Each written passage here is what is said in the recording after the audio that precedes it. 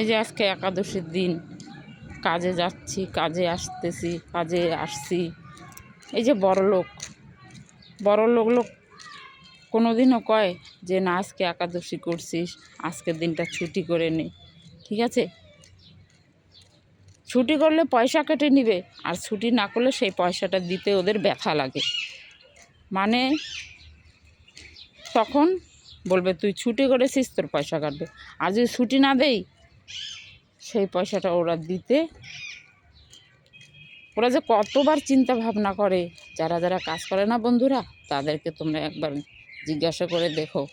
আর যারা যারা কাজ না করছো না, তো আমি যে কথাগুলো বলছি খুব কম বিশ্বাস হবে। তো আমি মিথ্যা কথা বলি না, আর বলতেও চাই না। আমি ভগবানের কাছে এটাই চাই যে একাদশী হোক, যাই হোক, আজকে একাদশী পালন করব, কালকে তো আসতেই হবে।